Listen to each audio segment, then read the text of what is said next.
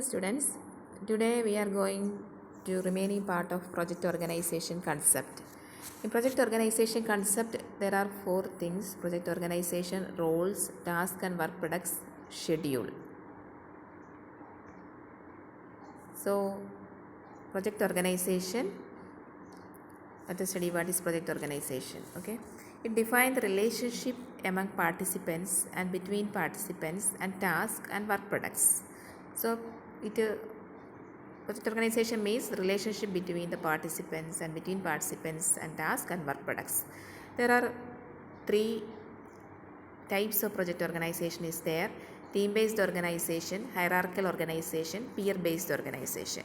Let us study each one in detail. First one is team organizations. What do you mean by team organizations? Here the participants are grouped into teams, and the team is a small set of participants working on the same task. So in this team-based organization, there are 2 terms is there: group and committee. What is a group? Group is a set of people who are assigned a common task, but they work individually without any need for communication. So there is no need for communication. It's a set of people, they are assigned a common task. Such a group is called group. And another one is committee. What is committee? Committee is comprised of people who come together to review and critique issues and propose actions. So that you mean by team-based organization. So team-based organization means the participants are grouped into teams, where team is a small set of participants working on the same activity or task. So this is an example of simple project organization. This is a UML instance diagram. In this, reporting, deciding and communicating are all made via the aggregation association of the organization. This is an instance diagram of simple project organization. It consists of management team, user interface team, database team and control team. This is the instance diagram. So, the project participants interact with each other. Okay. There are 3 major types of interaction in a project are reporting, decision and communication. What do you mean by reporting? This type of interaction is used for reporting status information. For reporting status information, we use reporting. For example, a developer reports to another developer that an API is ready, or team leader reports to project manager that an assigned task has not yet been completed. So, that types of interaction is called reporting. And the next is decision. It is used for propagating decisions. Okay, this type of interaction is used for propagating decisions. For example, a team leader decides that a developer has to publish an API, and project manager decides that a planned delivery must be moved up in time. Another type of decision is the resolution of an issue. So these are all example of decision. Then another is communication. Communication means this type of interaction is used for exchanging all the other types of information needed for decision or status. So these 3 types of interaction are in a project are reporting, decision and communication. And these are the examples of these 3 types of communication.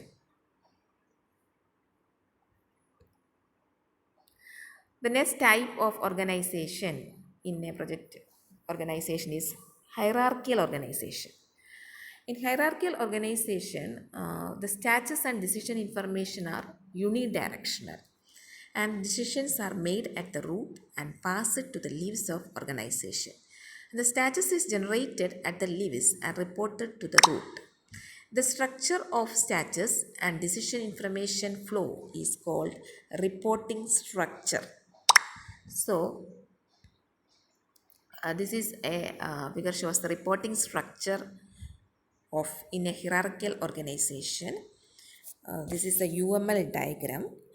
Here the status information is reported to the project manager, and corrective decisions are communicated back to the teams by the team leaders. The team leaders and project manager are called management team. So this is an example of reporting structure in a hierarchical organization. Disadvantage is local decision is not possible. Decision making is slow.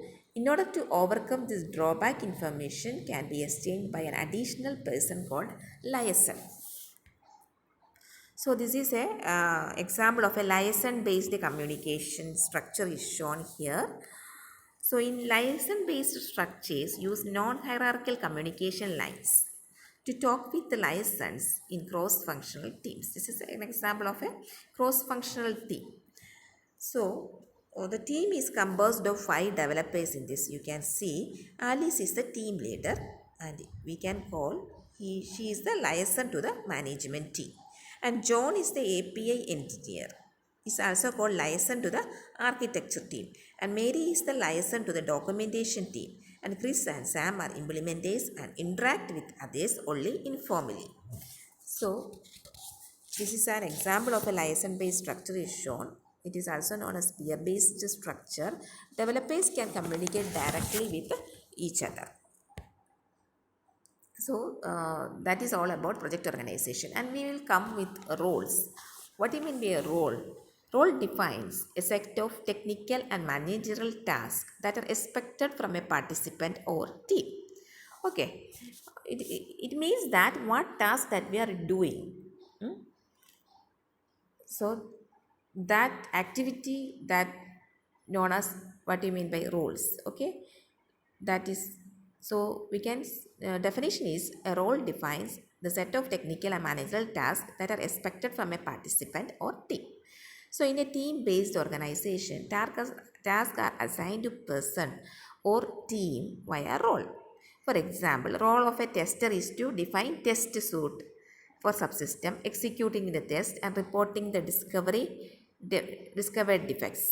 So which task that is doing, that is you mean by role.